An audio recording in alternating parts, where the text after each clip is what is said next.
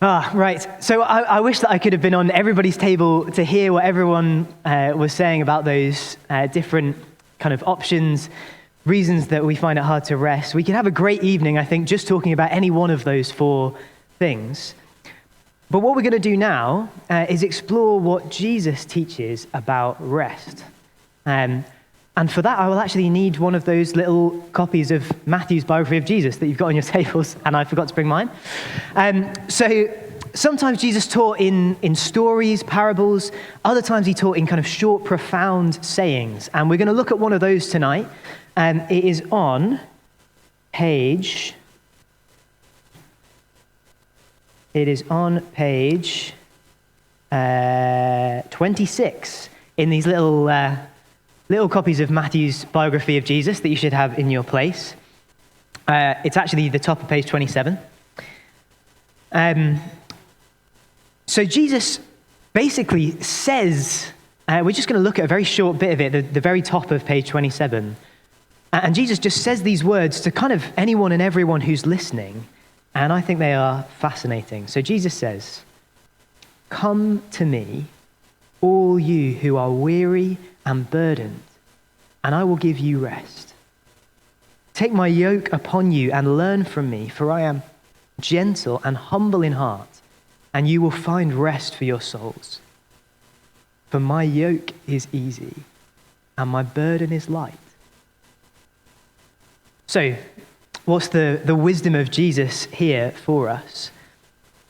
Well, I want to start with the most kind of obvious and maybe startling thing about what Jesus says here. He speaks to weary people, anyone who's weary and burdened, including us tonight. And he says, "Come to me." It's a personal invitation. He's not offering a technique or good advice. It's not a kind of 3-step program to get better sleep or a mantra to say to yourself to improve your self-understanding. He's inviting us to interact with him, to relate to him. And I think that makes it clear that he's not talking about the kind of basic physical surface level of rest. He's not saying, "Come to me and I will give you a voucher for a holiday." I came across someone recently who was talking about how sleep scientists say that it's possible for you to sleep a whole night of sleep, but if for whatever reason your body isn't able to get into REM sleep, which is the deepest kind of sleep, you can wake up in the morning having been asleep all night and still feel totally exhausted. And I think we probably know some of that experience on a bigger scale in our lives, don't we? You know, where we get to the day off that we've been waiting for, or the holiday that we've been looking forward to, and then as soon as we wake back up into normal life the day after, we're just exhausted again. We don't just need a few tips on getting better sleep or a longer holiday, as healthy and as helpful as a good night's sleep and a good bit of time off can be. Jesus is saying here that there's a deeper kind of rest that we need. And then here's the second thing, less obvious, I think. Jesus here doesn't just address weariness in general. He specifically contrasts two kinds of burden that we could be carrying, two different kinds of yokes. And when Jesus is talking about a yoke, he's referring to one of these, the wooden frame that you tie an oxen to in order for them to pull some kind of burden. He addresses us as those who are weary and burdened. But interestingly, he doesn't say, "Come to me and I will take away all of your burdens so that you're not tied to anything or anyone." He says, "Take my yoke upon you." At the end, he says, "My yoke is easy and my burden is light." He's saying that we have a choice of which burden we're going to carry. A choice of what we're going to be yoked to. So what's that a metaphor for? Well, later on in this account of Jesus' life, he criticizes a group of contemporary religious leaders called the Pharisees, saying they tie up heavy burdens hard to bear and lay them on people's shoulders, but they themselves are not willing to move them with their finger. So what the burden is there It's what they are teaching people that they have to do and be in order to be acceptable to God. So Jesus is saying these teachers, they put a burden of expectation on people, a set of demands that they need to live up to, a standard that they need to meet that is impossible and crushing, and they won't lift a finger to help. And I think that it's the same idea here. Jesus is saying that whoever we are, whether we're aware of it maybe or not, we're all wearing some kind of yoke. We're all living for something or someone that sets the standard that we're trying to live up to. And I actually think that's a really profound insight to what's going on inside all of us and why we find it so hard to get the rest that we need. My wife, Rachel, works for the NHS, and she's had this repeated experience that I imagine many of us will kind of relate to, where she'd get some communication from the big overall management, and it would say how they totally understood that the staff were under a lot of pressure and a lot of stress, but then all it would say would be about how important self-care was, and how it was a really good idea for you to take a bath or do some yoga or go for a walk. And Rach found this so frustrating because, it's like, well, yes, a bath would be lovely, but what would actually really help is if you weren't making such impossible demands of me every day at work. If we weren't so understaffed, and we weren't being asked to do things constantly that are actually impossible for us to achieve, that would make me feel less stressed. That's what's making me exhausted. And I think it's the same, actually, for all of us on a deeper level.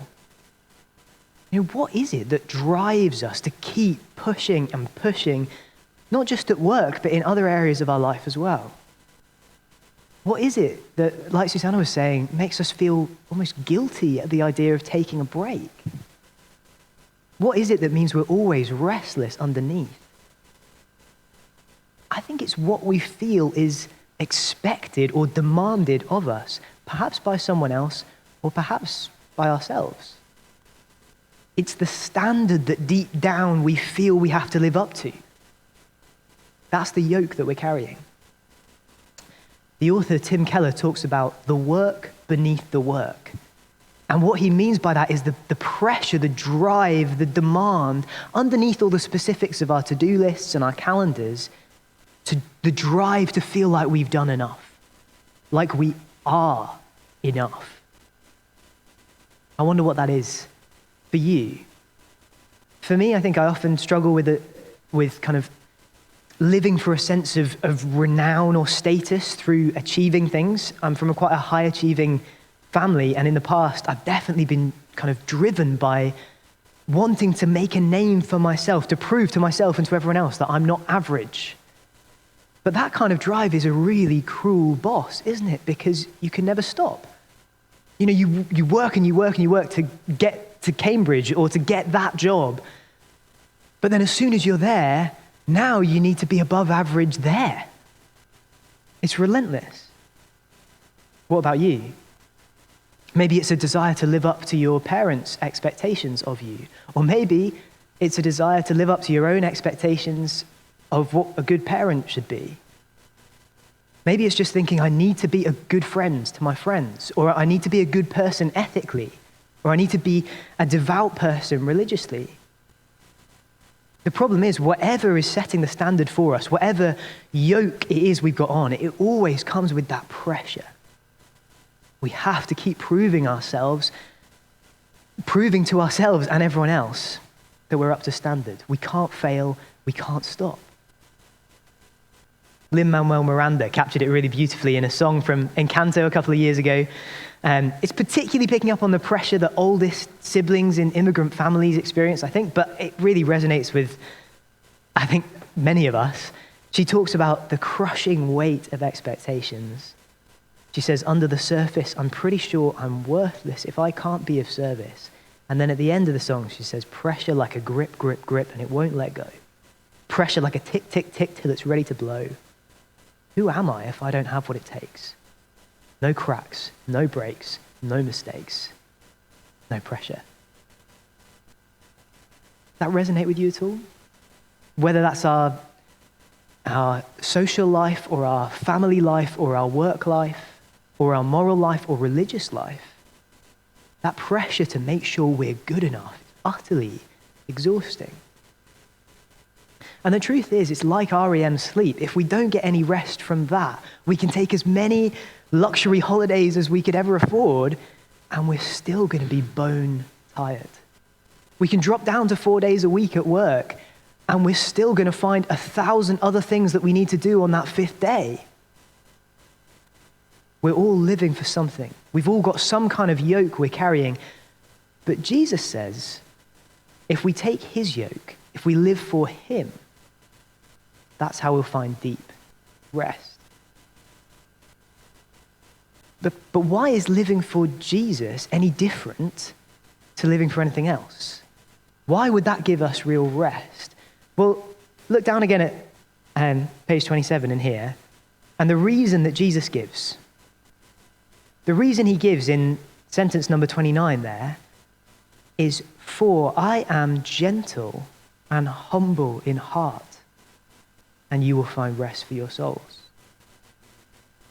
Jesus says living for him is different to living for anything else, quite simply because of what he's like. Now, this is hugely significant because this isn't just some ordinary guy saying that he's a nice person. Jesus talked a lot about who he was, and actually he said very shocking things that made a lot of people angry. He claimed that he'd always existed. He claimed that he had the authority to forgive all people's wrongdoings. He claimed that he would be the one who would judge every person at the end of history. At various points, riots broke out because people realized that he was saying that he was on a level with God. And actually, at one point, when he was safely in private with his closest friends, one of them said to him, "Show us the Father, and that will be enough for us." In other words, he's saying, "Jesus, we want to see God." And Jesus turned to him. You can always imagine Jesus smiling, and he said, "Don't you know me, Philip? Anyone who's seen me has seen the Father." In other words, he says, if you want to see God, you just look at me. So it's really profound for Jesus to describe for us what he is like at heart. Because according to Jesus, if we know what he's really like, we know what God is really like. And what we see is pretty surprising and pretty wonderful. He doesn't say, I am dignified and distant at heart. He doesn't say, I'm harsh and demanding in heart. He says, I'm gentle and humble in heart. So firstly, Jesus is gentle. I wonder, do you know someone who, when you think of them, you think, yeah, they are just really gentle, kind. Think of what it's like to be around them. The author Dane Ortland expresses it beautifully. He describes what this means about Jesus. He says, the posture most natural to him is not a pointed finger, but open arms. That's why when we come to him, we find rest. And the thing is, Jesus isn't like the rest of us where we have all this great stuff on our CV and we can kind of talk a good game, but in real life, we barely ever live up to it. He doesn't just say this about himself, he shows it again and again in his life. Just a few chapters earlier in this biography, there's this moment where Jesus is in a big crowd, they're all crowding around him, and a woman comes who has been bleeding for 12 years, and she's desperate to touch Jesus because she thinks if she touches his cloak, maybe she'll be healed of this bleeding. But she's too scared to ask or to talk to him because in that culture, the bleeding makes her ceremonially unclean. So it's wrong and taboo for her to touch anyone, let alone shove her way through a crowd and then touch a kind of religious leader without his consent. But she does this, and Jesus knows exactly what's going on somehow, knows who she is, knows what's happened. And he doesn't turn around and tell her off. He doesn't ignore her and just carry on to get to the place that he was going to. he stops and he turns and he looks her in the eye and he says, "Take heart, daughter. Your faith has healed you." And she's healed. Can you imagine that? If anybody is weary and burdened, it's this woman. You know, she's had 12 years of the loneliness and the pain of being isolated from friends, unable to have a family, constantly feeling dirty and ashamed. And Jesus looks her in the eye and calls her daughter. In front of this whole crowd of people, he honors her and he accepts her. He's gentle with her. And so she finds rest. So Jesus is gentle. He also says he's humble. What does it mean for Jesus to be humble in heart? It means that he's not aloof. He's not kind of distant, floating miles above us, holding us at arm's length. In fact, if we think about that image of the yoke again, I think there's something really profound here.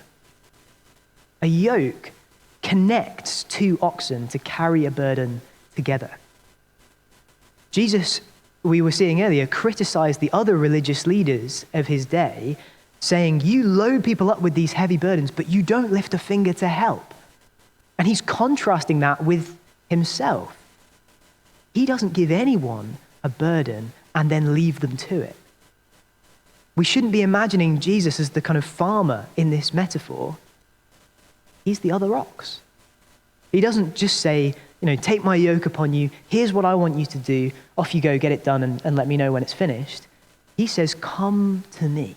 Attach yourself to me. Do life shoulder to shoulder with me. I will take the weight." The point is, even though Jesus is God himself, he's not proud. He is not haughty. He invites us to do life not just for him, but with him. He's humble in heart and he will never leave us to carry any burden alone. And we see that humility in his life, just like we see his gentleness, but I think we see it most of all in his death.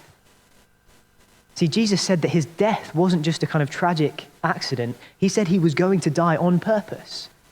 He said at one point that he came to earth to give his life as a ransom for many. He came to give his life in exchange for our freedom. What's going on there? What does Jesus mean by that? Well, I think the truth is there is a reason we all constantly feel exhausted trying to be good enough. It's that actually deep down, we're not, and we know that. It's not just that the world is full of unfair, unattainable standards. It is, but it's deeper than that. It's that deep down, we're restless because on some level we know that actually, genuinely, there is a standard of goodness that we were made to be, and we don't live up to it. We're actually not good enough. And so by ourselves, we will be forever restless. By ourselves, we can't ever find real rest. But Jesus is humble in heart. He doesn't leave us by ourselves to face that ultimate restlessness. He came to bear our burden for us. Even though he is good enough, he deserves to just sit down and rest assured that he is perfect. Instead of that, he chose to humble himself, to stoop low, to take the crushing burden of all of our failure and guilt onto his own shoulders and to give his life as a ransom for us. He lets our guilt and failure nail him to the cross to die in restless agony. And then he rises again from the dead to offer us his everlasting rest. If Jesus is telling the truth about himself, then that is what God is like. He doesn't want to point the finger of blame at us. What he wants is to open his arms wide to us on the cross and say, "Come to me, all you who are weary and burdened, and I will give you rest." Jesus says if we take his yoke on us and attach ourselves to him, He will bear the burden we could never carry. He will do the work beneath the work for us on our behalf, so we never again need to fear not being good enough. Because if we're attached to him, then his goodness is more than good enough for all of us.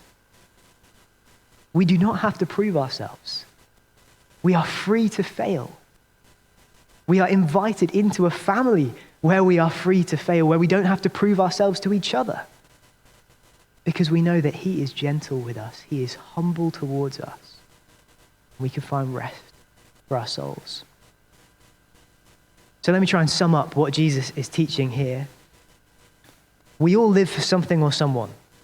We all have a yoke of some kind on our shoulders, but basically anything that we live for turns out to be a harsh and demanding boss. However well we do, there is always more pressure because we have to keep being enough. It is relentless, and we will always be restless. But Jesus is different. He is gentle and humble in heart, so if we live for him, we can know that he bears the burden of all of our failure for us, and we can rest. Rest from the work beneath the work, knowing that we are loved and accepted by the only one whose opinion really matters, the God who made us. So where does this leave us? Let me say a word to everyone who's here who is a Christian tonight. Those of us who've put our trust in Jesus and we are attached to him, we're yoked to him, and we know that. This doesn't mean that he's saying our lives are going to be easy. I'm sure we all know that from experience. He doesn't promise that. He says that we're taking on a yoke. We're carrying a burden with him. And actually living for him often makes life harder, doesn't it? On some levels. He calls us to a life of sacrificial love.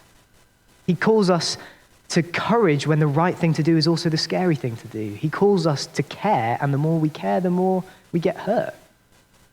But his yoke is easy and his burden is light because we are never carrying it alone. He is always with us. He is not pointing the finger. He has his arms outstretched to forgive us when we fail and to help us with his gentle strength day after day. So even when it is really hard, there is a deep, deep rest.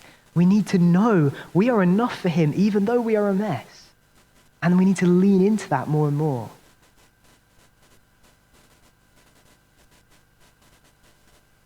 I was thinking about this the other day as I was holding Emma. She was asleep in my arms, and I was thinking about this passage and these ideas.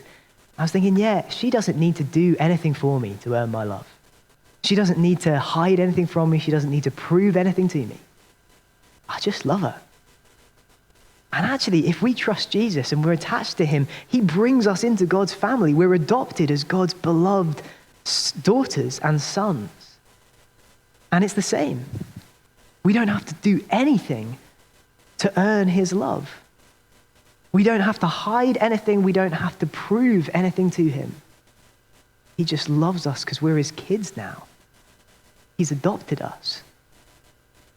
That's rest.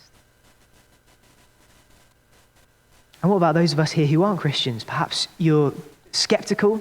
Perhaps you're kind of curious. You're interested in exploring these things.